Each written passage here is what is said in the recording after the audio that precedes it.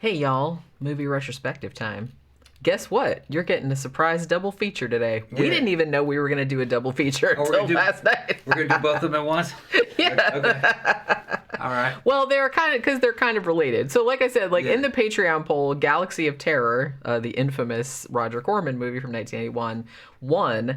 And we were watching it on Tubi, and after it was over, the next one that came on in the rotation was Forbidden World, also produced by Roger Corman and using the same sets from Galaxy of Terror. A lot of them. So, yeah, so I was like, well, shit, man, why don't we just watch this one too? Because, we were drinking and whatnot. So, and I said, and we'll talk about both of them because they're very different movies, but they do have a lot of, the same crew and stuff. Different directors and stuff. It's a very different tone. Both of them have something different to offer. It's funny how Galaxy of Terror is infamous. You called it infamous. I thought it was a pretty good movie. Well, I say infamous because of that worm rape scene. Yeah, okay. That's why it's infamous. This was the movie that this is the movie that made James Cameron. Yeah. And I remember seeing this shit with me and my fucking buddies down in Mississippi in the summertime, and I think it was on Cinemax. And when we first saw the ad for it in the guide, because we had paper guides back then to the fucking to the show, to Showtime and HBO and Cinemax and everything. And Cinemax, I think, was new. I think this one was on Cinemax. And Cinemax showed racier shit. Well, they didn't call it Skinemax for nothing. Yeah. And this shit showed up on it, and it was like new movies and this and that, and it's a Galaxy of Terror. And it had Erin Moran, who was the girl from fucking Happy Days. Yeah, Joni. Yeah, we hadn't seen her in a long time, several years, because that series had been gone.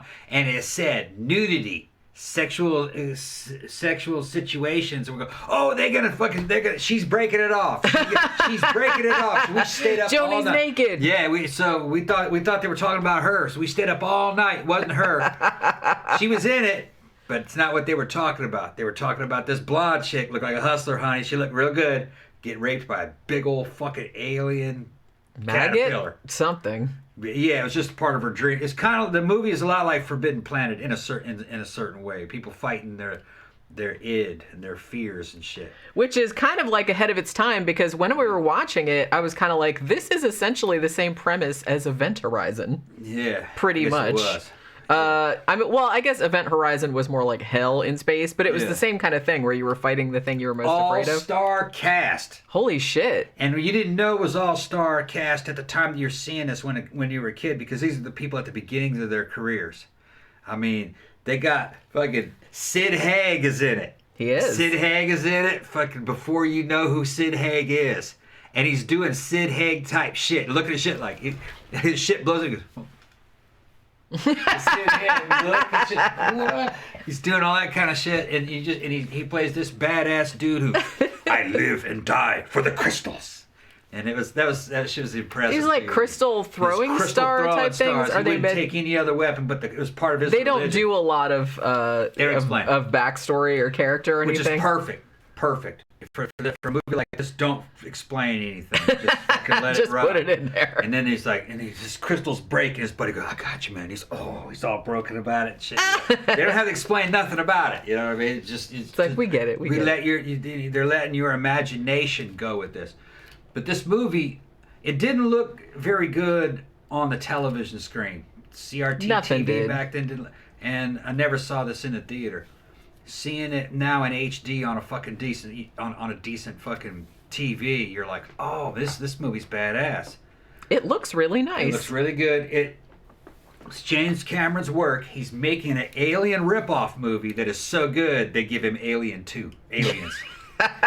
And when you watch this movie, imagine Aliens 2 being done with kind of like Terminator 1 technology, from Terminator 1 budget. Probably less than Terminator 1, maybe. Oh, I'm sure. But he gets the job done, man. Fucking the interiors look good. The exteriors look good. Good score. Decent flow to the movie. Good writing. You got fucking Freddy Krueger, the dude who plays Freddy Krueger. Robert Englund, yeah. Robert Englund's in it. He fights himself.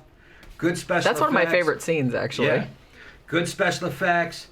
Some fucking hot blonde chick gets raped by a goddamn alien fucking caterpillar. Old dude gets eaten up by damn tentacle fucking vipers. that suck his blood up, going down in the damn hole. They're ripping off Alien at certain parts, but it's working. It's working. And then there's like, found out that the Earth is being controlled by this supernatural master. He's kind of like the fucking Sith Lord or something. Yeah, he's called the Planet Master. The Planet Master. He's in charge of the whole fucking deal. And he controls everything and makes sure peace is reigning on the planet. And he's ordering fucking astronauts to go and investigate shit. They get to this planet. And then when they're showing the planet, man, it looks a lot like a cross between LV-426 and fucking the planet from Prometheus. And fucking, you can see where the Alien franchise and all the spin-offs where they ripped off a lot of the shit actually came from this movie. Yeah, although, it's kind of like, obviously, Roger Corman, King of the Bees. Yeah. He made a lot of questionable films, sure. Yeah. But I don't think, and I haven't, checked this, but of all the films he made, which was a lot, I don't think a single one of them lost money. And that's just because he really knew how to stretch a dollar. Yeah. Until it screamed, pretty much. Yeah. But he also seemed to have a really good eye for finding really awesome talent. So what happened with this one, Galaxy of Terror, he's like, obviously Alien comes out in 1979. It's a huge deal. And he's like, hey, let's rip that off. So the story of this one, it's similar in the sense that we're sending a group of ragtag astronaut people to this other planet to do, because there's a distress call or a ship's gone missing or something like that. And so they send them there, and then they start dying in horrible ways. But like I said, it almost kind of has and they do that whole thing where one crew member is like a spy. You know what I mean? So they did the same kind of thing like they did with this dude that plays Martin the Martian. Ray Walston. That dude's in everything. Yeah, it's just an all-star cast pretty much. Yeah, but like I said, they do a different thing with it because, and I guess that's kind of cool because it gives you more leeway to have everybody killed in a different and splashy kind of way. Yeah. Because it's essentially your own fears killing you. And so, like I said, the cook, he's the cook on the ship, right? Ray Walston. And so he's the one that ends up being he's actually the Planet Master. And doesn't he say in disguise? Yeah. Planet Masters in disguise. Yeah. But so he basically says the planet they come to, which is called what, Morganthus, I think. It doesn't matter. It was made as like a game planet. So it's very Star Trek. Yeah. It's made as like a game planet for the children of some lost civilization. Like they're all gone now. Yeah, they're putting too much in. And they're supposed to confront their fears. Yeah, so they're doing too much exposition at that point. They should have just let that shit be. But there's some. Okay, go ahead. I'm just saying. Sometimes when they add information or backstory to it, it diminishes it.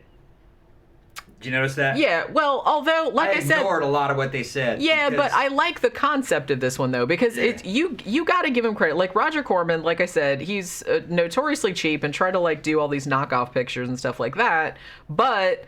very famously, we're gonna shoot 3 movies on the same set, and we're gonna shoot it in 4 days or whatever. We don't even have a script or whatnot, which is what happened with the next one. But it's just kind of like they do actually seem to put an effort into. They could have just very easily made a direct Alien ripoff. Which they kind of did. They kind of did, but then they added their own shit to it too. Yeah. Like I said, they added the psychological aspect of everybody getting killed by their own fears. Yeah.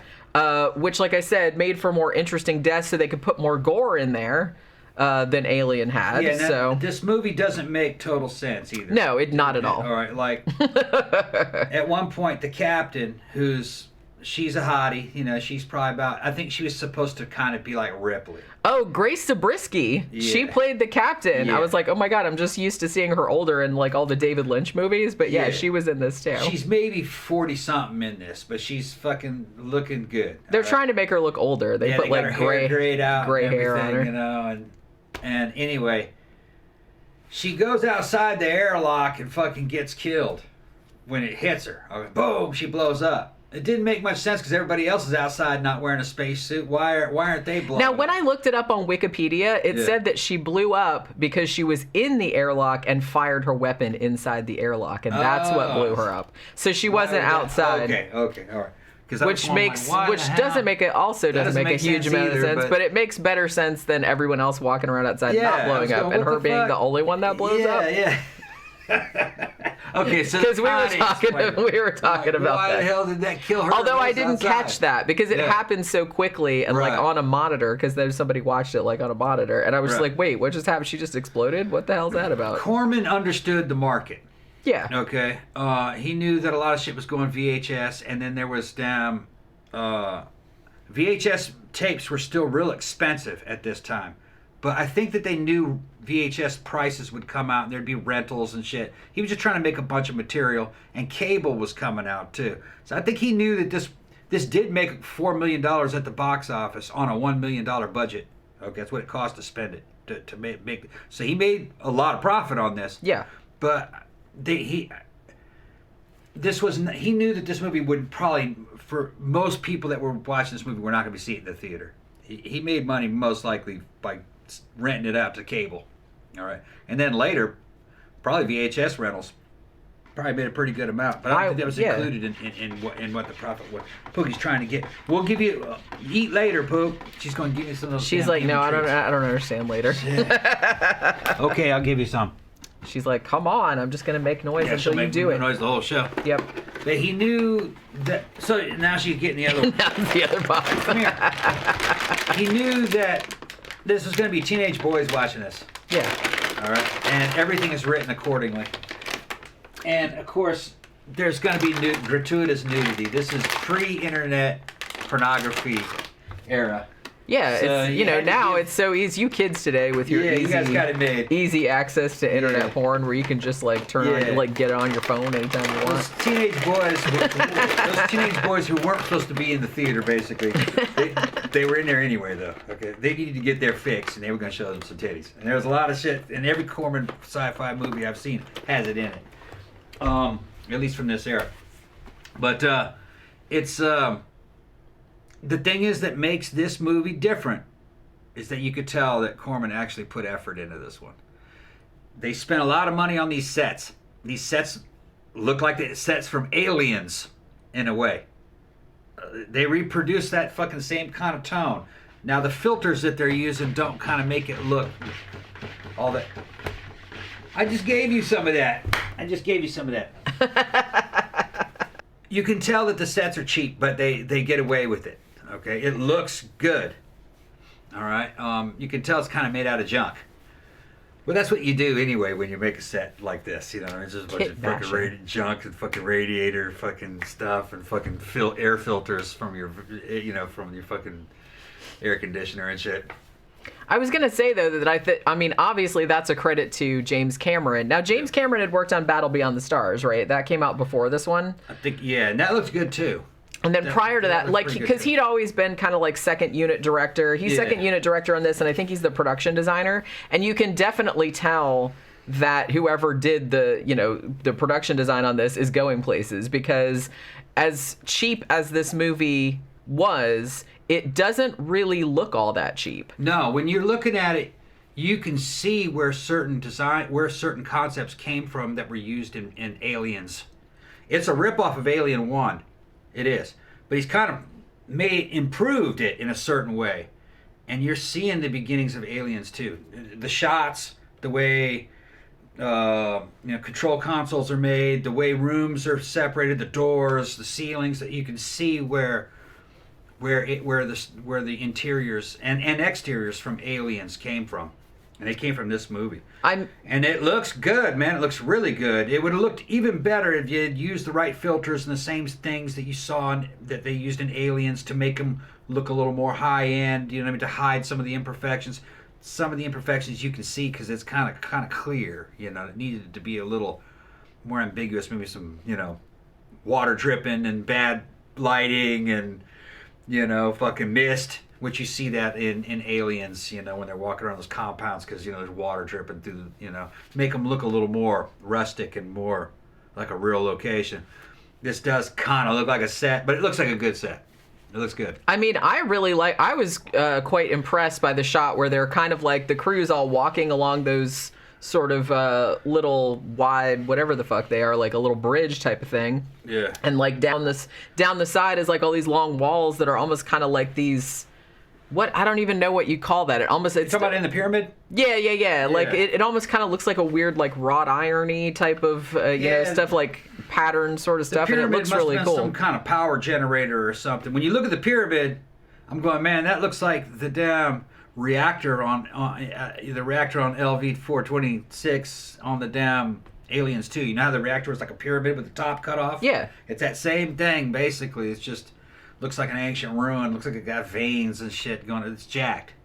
The pyramid is jacked. It's got veins running up. Yeah, it looks really good. Like I said, I mean, I've seen some higher budget movies than this that came out in 1981 that don't look as good as that. Yeah, and they go down in the top of it, and you can see that inside the pyramid is like another pyramid. It's like lit up, and it looks like a grating around it. It's some kind of power generator, but there's rooms in there, and they're having these damn alien hallucinations and being attacked by shit. And it's kind of like something out of Forbidden Planet and Event Horizon, kind of.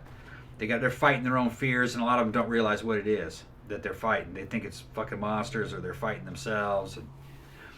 And they actually kind of, the dialogue's pretty good. The story's pretty good. It's well thought out, and Corman's trying to make. He knows, at least with this movie, it has to be a serious movie.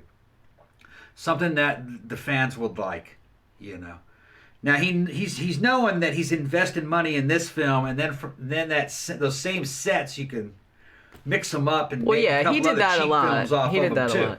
He did that with like the Edgar Allan Poe films and stuff like that, like in the 60s. I mean, he's like, hey, we built this shit. Why not like use it again? We'll just like redress it a little bit. Yeah, but you can tell this is the main effort. This is the first one that they made with these sets. The sets were made for this movie. Yeah. You could tell. And then they were going to repurpose them with even lower budget movies after and use shots and shit but with a different cast, a cheaper cast. Because the cast in this one is like pretty much everybody is recognizable. Yeah. So let's talk a little bit about the worm rape scene, because that's kind of what everybody that's what everybody remembers from this movie. It's very famous. So that actress's name is Taffy O'Connell. Okay.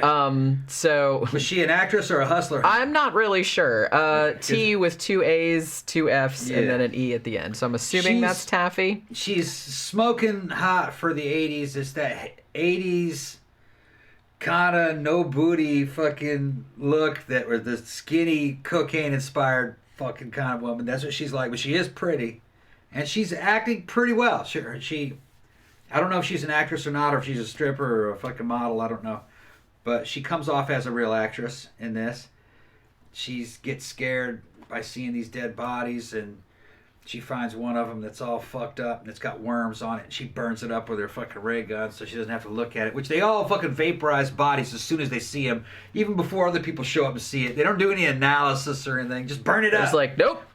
Not gonna let that sit around. Like they're real fucking, they're real disgusted by these dead bodies. Well, that one had worms on it. You could easily tell they're the mealworms you feed to your lizard, but it's got worms on it. She didn't like worms. She was scared of them. Yeah, that's why she ended up getting like... Yeah, and her fear of the worms caused one of them to grow fucking huge.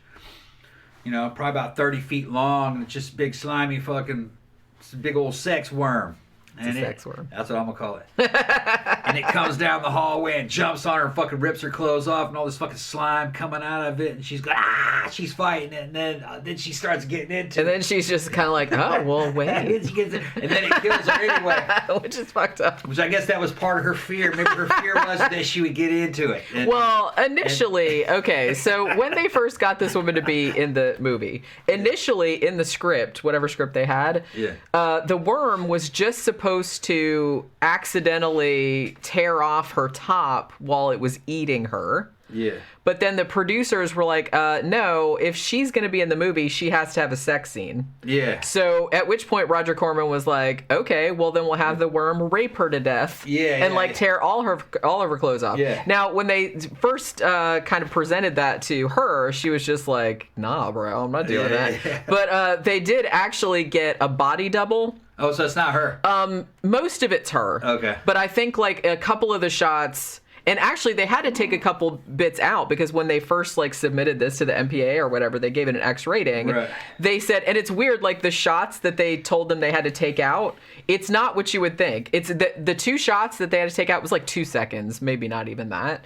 Was a shot of her face looking like she was super into it, like because you can't show a woman like having a good time or like an orgasm or anything. That's now porn. Because she's getting raped by a worm. And also there was one shot of the worm kind of like making a humping motion. Yeah, couldn't have it. So they took a second of that out. But honestly, when we were watching it last night on Tubi, you would be hard pressed to like find out, to actually know like where they took that out, because it looks pretty nasty. I mean, even the way it is. I kind of remembered it, with my 15 or 16-year-old brain. I might have been even younger when I saw it.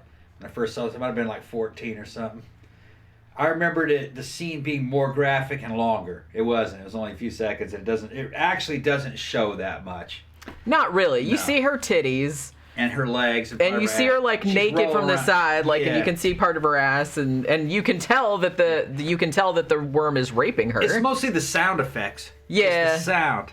And it's just kind of like, and you can definitely tell that she's like, oh no, oh wait, you know what I mean? Yeah.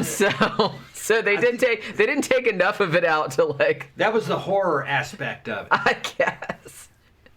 So it's like that was her really deep-seated fear. She not only, I mean, I think most people are probably be scared of being eaten by a giant worm, but like she had a specific thing. She's like, oh, I guess it's a phallic thing. She was like afraid of like a big huge. They had everything in this is practical effects that all looked pretty good. Joni, fucking Moran, she got fucking a bunch of tentacles. She got real fucked up. She got a bunch of tentacles wrapped around her and it squished her guts out, and then some of them went across her mouth like that. Pulled on her head so much her fucking skull popped off. Skull popped over. I was like, poor Joni. Whoa, look what they did to her in this movie. That was awful. It's good. Yeah, it's pretty cool. It's pretty cool. I forgot that movie did this kind of stuff. And then they all come back as zombies later. Yeah, they come back as zombies. I had forgotten about that for too. A big grand finale, and then. And man, she looked fucked up when she came back. Also. Yeah. Yeah. But her boyfriend, Mustache Man, was real upset. It's a legit flick, though. It was legit. It stands on its own. It's good. It's a good space horror movie from its day. If you're a fan of Aliens or Alien, this is not in the same league as that per se, but you'd appreciate it. But it's not. It's not far from it. I mean, and as far as like ripoffs go, it's not in the same like Z grade kind of thing as something like Star Crash. No. This is actually just a couple steps below. It's not. It's actually not. It's kind of sleazy, but not as bad as like I saw. There's a site called Oh the Horror, and they have like a really long review of this as well as Forbidden World, and they said if Alien is the sci-fi equivalent of Halloween, then this is the equivalent of Friday the 13th. Yeah. Which actually I thought was a very good analogy. It is sleazy, but it's supposed to be. And it's kind of a high budget sleazy. And honestly, this one it does have a lot of sleazy aspects and it's pretty gory and stuff, but Forbidden World to me came across as sleazier and gorier. Yeah, and more pornish. Definitely more porny. And we will start talking about that one too. This one is another Alien ripoff. It's using some of the sets from this movie. You instantly recognize them. Even some of the jackets. Some of the guys are wearing the same jacket. That looked like the Luke Skywalker jackets from Empire Strikes Back. Yeah, kind of they do. They look Star Warsy. Yeah, they're Star Warsy. Or Battlestar Galactica-y. But that was another rip-off of fucking Star Wars. Yeah. They even have desert scenes. It's like that might have been a little bit nod to Dune, I think. I thought that as well. Maybe it's just because we saw Dune recently, but I was kind of thinking oh, look. Pretty sure this came out after the Dune movie. The Dino De Laurentiis Dune. It did not, because that came out in 84. Galaxy of Terror came out in 81, and Forbidden World came out in 82. Maybe they're homaging Adventures in the Forbidden Zone. Because there was kind of like a lot of deserty movies in the late 70s and Mad Max ripoff type stuff. This one is kind of like Alien mixed with like kind of like The Blob. Yeah, I was thinking The Blob. The Thing. And almost maybe like kind of like a zombie movie. It doesn't have any zombies in it, but it just kind of feels kind of like this shows a lot of dead bodies and people that are kind of being dissolved, and they kind of look like it's very gooey. This movie is very gooey. Now, this was also not a bad movie. It was watchable. Okay, it's a lot lower budget. You got two kind of Z-grade hustler honey type actresses in there, and they just get their money's worth out of them. They're the same age. One of them looks older than the other one. The other one just looks like a teenage girl. But they're actually, I checked who these actresses were. They were exactly the same age. The other one seemed to be 10 years older, and I think she was playing the part of an older woman. It doesn't make any sense. It's a biological fucking experimentation unit that's has a couple of teenagers in it, and it's a hot teenage girl in it. They're not teenagers, but they look pretty young. They're supposed to be teenagers. My favorite thing is that they're working on a spaceship or, a research facility or whatever, and they're toddling around in like tight little jumpsuits and those clear lucite high-heeled shoes. Like clicking. I'm just like, I'm pretty sure that would be a safety hazard, like wearing those around in skin tight sluts clothes and shit too. Yeah. And I was just like, I just laughed every time they walked through there with those fucking shoes. Jenny's like, is that underwear? Fucking, it's just those skin tight fucking slut clothes. You know what I mean? Fucking. Yeah, of course. And then there's a mad scientist who's kind of like the mad scientist out of Day of the Dead. Kind of reminds me of that guy. Yeah. Who never changes his lab coat. His entire... He just goes through the whole thing, hacking and coughing, which you find out why later. There is a reason. Right. But he just goes through the whole movie with blood all over his lab coat. And it cracks me up because from the beginning, like I said, this movie, actually, I think its original title is Mutant. And it's this research facility. And basically what they're trying to do is they're trying to... Okay, so I'm just laughing that Jenny's explaining the movie. No, well, we got to talk about something. But I have to explain it to get to what I thought was funny. Okay, that's what I'm saying. I'm providing context. Is what I'm doing. It's just funny. And I wish you would allow me to do that. I will allow you. I'm just thinking of this story, how cheesy this story is, explaining it itself. Okay, go ahead. No, it's like so they're at this research facility and they're trying to like synthesize some kind of like food product, but then whatever they're trying to synthesize actually becomes sentient and actually wants to start eating humans, or like it starts eating animals. Like I said, it's kind of like the Blob.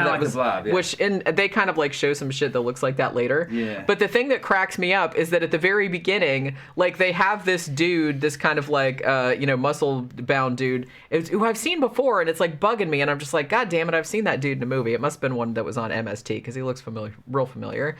But he comes in to clean up the lab because they go in the lab and there's just like dead animals everywhere. It's like dead rabbits and shit like that. Lab. And they're talking about, sanitation things and everything. I'm like, sanitation? What? It's like nobody cleans anything. The mad scientist that works on everything is just touching shit with no gloves on. He's hacking and coughing all over everything. Yeah. He's like touching bodies and then touching food. And it's like, I was like, that's gotta be a joke. The janitor comes in and he's about 19. Or 20. Yeah, so he's he young. is a teenager. There are teenagers and he has no fear of fucking dangerous fucking mutant animal putting his head in there looking at it. Hey, put your what's head that? It's just fucking ridiculous shit. You know what I mean? But it's supposed to be. Fucking temp. It's supposed. I guess what, dude? You're in this fucking. So did they not tell him, hey, go clean up the lab, but hey, don't open that glass thing with that really, really dangerous animal in it that we just accidentally made? Yeah, this is this is a high level biological experimentation lab. Just walk around,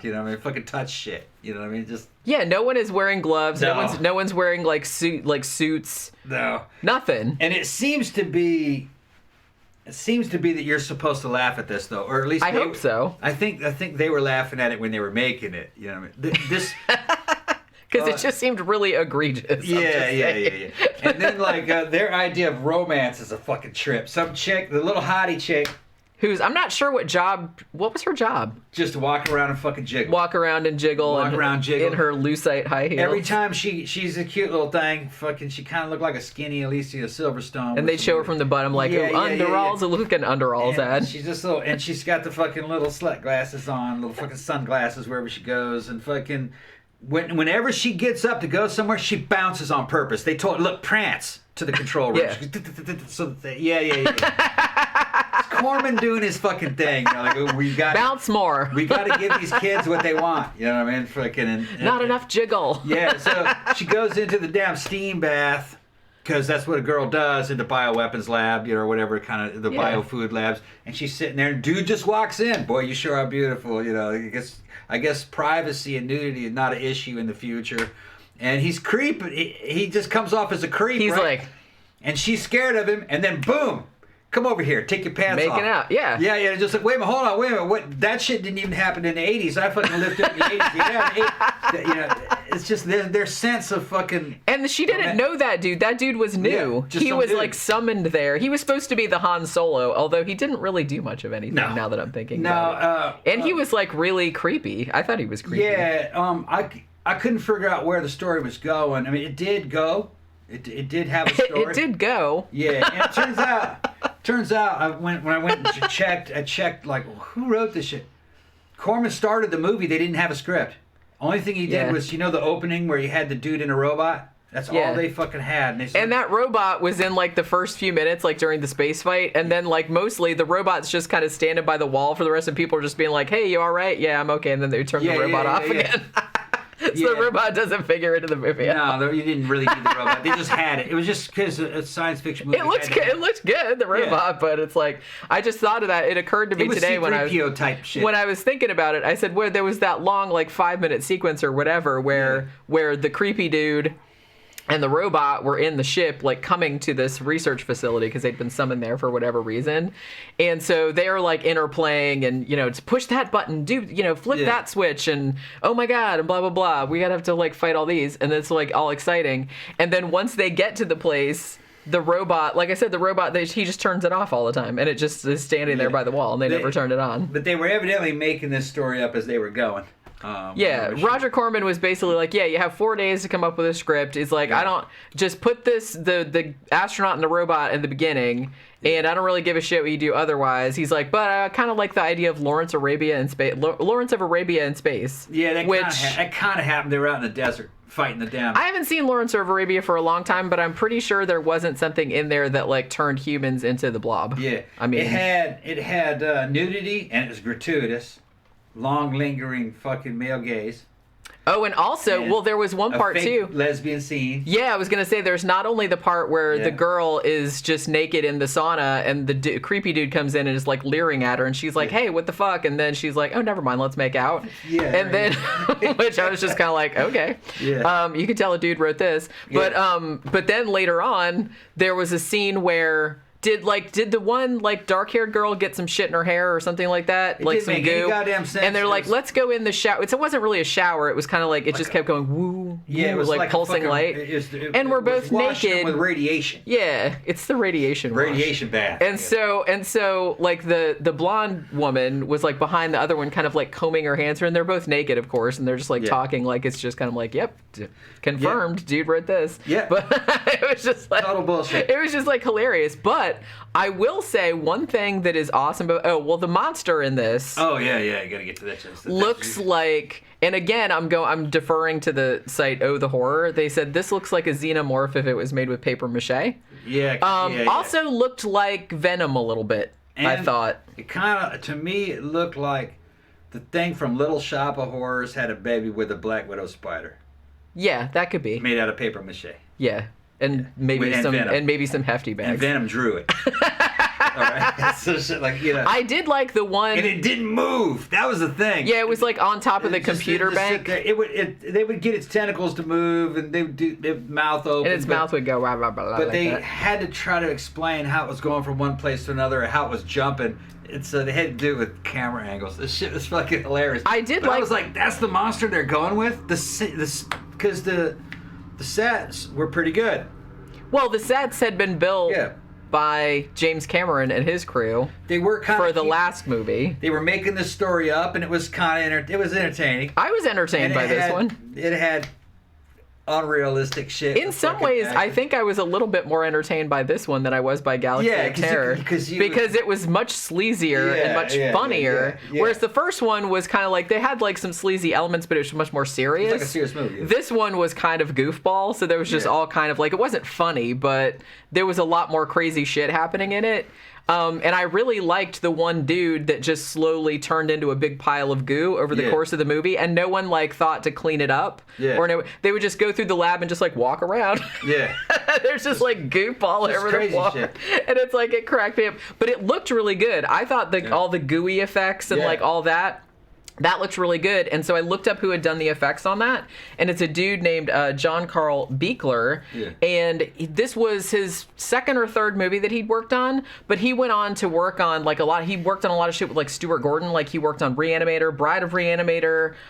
He did fucking Mausoleum. He did Trancers. He did Ghoulies, From Beyond, Dolls, which was again a Stuart Gordon movie. He did Friday the 13th, 7, Nightmare on Elm Street 4, Halloween 4. So like he went on, like his Wikipedia thing was like hugely long. He had worked on like a lot of movies. But I'm watching this movie and then I see this monster and I'm like, why did they go with that monster? Why, you know what I mean? They could have. I know they made. I'm sure they didn't put much like thought into it. They're just like, it looks like a monster. It's a monster. Yeah, they made up this story in 4 days. I think the movie would have been better without that monster at all, and done something where it's a contagious thing and people turn it into goo, and maybe you're fighting just goo spores or things. Well, because all the goo stuff looked really good. Yeah, I would have focused just on that goo. I would have just dropped that monster, just not had it. I mean, especially for 1982, that looked fucking disgusting. It was great. And like you said, this one didn't look as good, but it was fun. You could tell that they were like, it was like at the level of like I don't know, Reanimator or something. It's taking place in a small area. They do go outside, but they go outside just because Roger Corman said that. In fact, there's a scene where dude's fighting the fucking monster, and I'm like, that's where fucking Kirk fought the Gorn. Yeah, I'm pretty sure. That's where that was. Location. Yeah, I think that was where Kirk fought. That rock formation looked exactly like where the Gorn came down. I kind of feel like they filmed a lot of stuff in that location. Yeah, it's probably go out to the Desert Gorn location. Film where we did the Gorn. Go out to the Gorn Cliff. Yeah, that's kind of. Oh, we forgot to mention that the blonde hottie. Yeah. How the monster killed her by essentially sticking one of its tentacles up her vag. And killed her. And then it came out her shoulder. Yeah. Somehow. Well, that was kind of like an homage to Alien 1. It was. Where how they got fucking that one girl. Woo! They don't show that that's what happened, but they let you think that because they show that spike like, go, and then boom, and she dies. And then it pops out like over here. Got her with the tail. And it was so funny. They go to talk to this dangerous alien while they're in their bathrobes. Yeah, this was after the lesbian shower scene. Yeah. Where they're all kind of like talking to each other, and it's like they're talking to this giant thing through a computer. We have to communicate with it. Yeah, and this thing in knows our bathrobes. English. It knows English. It even used the word affirmative. Like, wait a minute, this thing's educated already. Yeah, affirmative. And it's just, I'm gonna kill you by sticking my tentacle up your cooch. Yeah.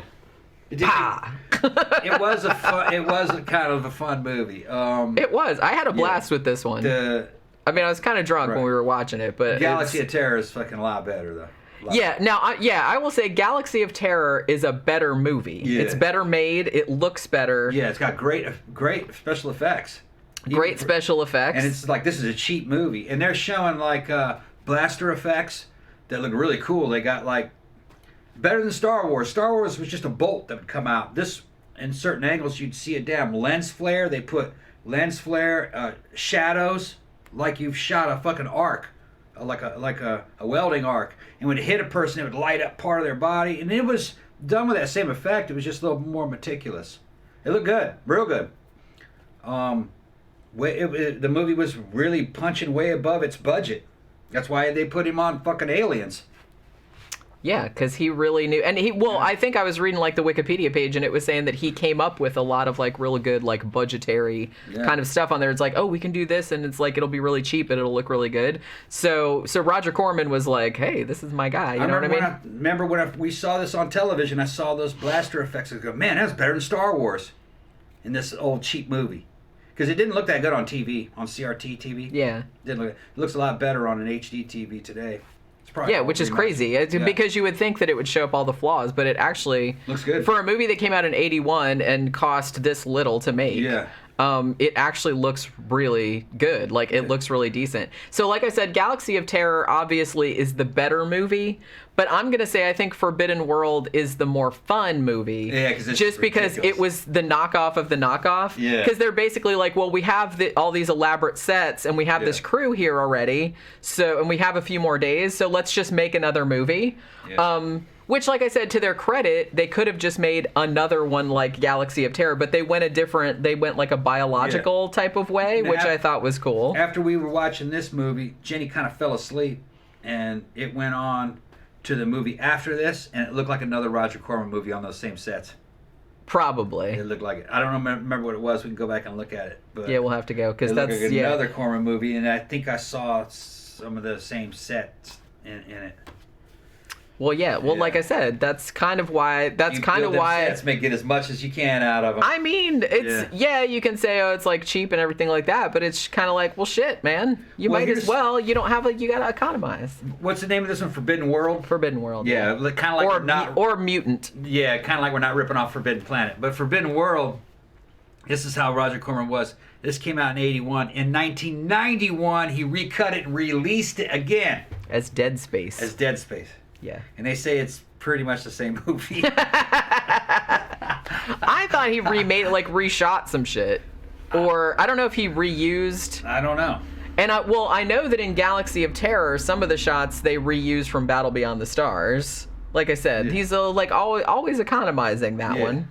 But I guess that's the reason that people still remember him nowadays. Because, like I said, the bitch made like 40 bajillion movies, right? And none of them ever lost money, as long as as far as I know. Out of the thin air. Yeah. Well, it takes a real talent, because any schmo can like make a cheap ass movie, but it takes a real talent to actually have the foresight to be like, to pick out people that know what they're doing. He's trying to do, he's actually doing what Ed Wood was trying to do. Yeah, that's what I mean.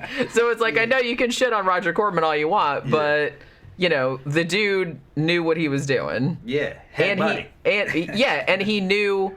And he recognized like talent in other people. Like I said, that's why he liked James Cameron so much, because James Cameron made everything look like, amazing, like on a nothing budget. And in his defense, he knew when to dish out money and when not to. Yeah, that too. Because Galaxy of Terror had to look good. If not, it would just get made fun of. And so if you're going to spend money, spend it on Galaxy of Terror. And then use those sets for everything they're worth. Just keep just squeezing them and squeezing more money out of those damn sets in cheaper, more sleazier movies. Honestly, that's what I would have done. I'll give Forbidden World. It's like the effects in that one are much more like gooey and much more like gory, but those look good too. Good too, yeah. And like I said, it's because they got a guy that knew what he was doing and actually like went on and did like a shit ton of other horror movies. They just had a cast that was kind of like today. That would be like a cast from an asylum film, like what I mean. Where just dudes that could do it and hotties that would take their clothes off. And that's. You'll make money with it.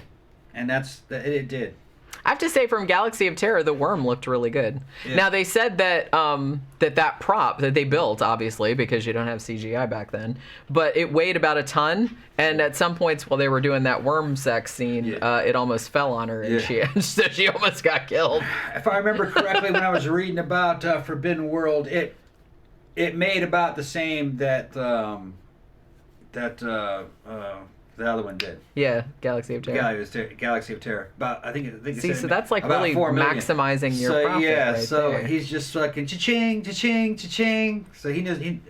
I probably would have done the same thing. I think I'd have gone the Russ Myers way and just put big titty girls in there. Russ Meyer girls in there. Just I don't even think we've done strippers. Have we done any Russ Meyer movies? No, we need to do something. You should read. I have his biography. It's fascinating. He was boob centric, man. I understand. I feel his pain. I understand. I totally understand. But Russ Myers would just straight up hire strippers and fucking have them act, and they did just as well as actresses. Well, it worked out. People still fine. watching that shit nowadays too. Yeah. So you know. And and what stripper wouldn't rather be a movie star? Yeah, I'm sure it's a lot better than being a stripper. Well, it's more notoriety and stuff, and Yeah. you get to act and show your personality and fucking do those crazy ass fucking stories that Russ Myers would come up with. Yeah. Some of those Russ Meyer films were basically just straight up softcore porn, but some of them did have stories, biker story type gangster. Yeah. Like I said, they do kind of try to come up with something, which, like I said, which is what I respect about these two movies, even though they're both ripoffs, and one is like a ripoff of a ripoff because it's like reusing stuff. At least they did try to come up with.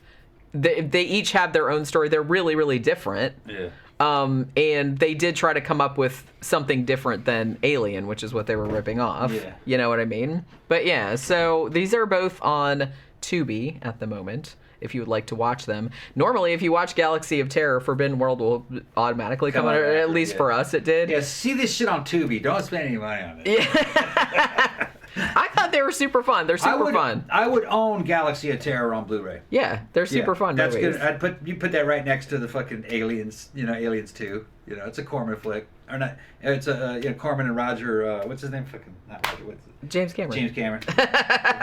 Roger Corman, James Cameron. But it's interesting to watch. You can definitely tell that that's James Cameron. Yeah, like the way the sets are. Everything Yeah, and like one that. of the characters' names is Cameron. It's actually Cabron. I Cameron? looked it up because we When they're thought that talking, too. Like that for a shit long sounds time, I Cameron. said, "Are they calling him Cameron?" And it's like, is that an in joke? But no. When I looked it up on Wikipedia, his name's Cabron. It's gotta Cabron. That's got to be an in joke too. Maybe. Yeah. And I also have to give a shout out to the luxurious porn stashes that a couple of the characters have too. Porn stashes and boobies. And good costumes and good sets. And the dudes with the boobies, the girls with the boobies don't have porn stashes. I got to shout out the scores on both of these. The scores on both of these movies. They're both good. Galaxy of Terror actually is a fucking real good score. The fucking Planet one. What's it called? Not Forbidden Planet. Forbidden World. Forbidden World. I'm getting everything confused now. Forbidden World kind of has an ultimate fucking new retro wave score to it. It's just real fucking new and like kids would jam out to that today online. Yeah, you could totally put that. And I was thinking that too while we were watching it. I said, "Oh my god, you could put this on the new retro wave channel with some cool fucking graphics and shit behind it." And you go, "Yeah, that's it." Like a neon DeLorean or something, and everybody'd be like, "Yeah, awesome." Yep. So and evidently at the time, people noted that the score was good. Yeah. On that one. It was. But yeah, these are both totally worth watching. Super fun. Like I said, I kind of feel like Forbidden World is more fun, but that's just because it's sleazier and goopier and boobier. Nonsensical and shit, yeah. And has more like funny shit in it. Whether the funny was intentional or not, I'm not entirely sure. Funny in the way Day of the Dead was fucking funny. Funny. Galaxy of Terror is much more serious. Yeah. So it's like a serious Alien ripoff. But yeah, like I said, these are both on Tubi. So check them out and let us know what you thought about them. So that'll do it for this double feature movie retrospective, and we'll see you guys on the next one. Bye.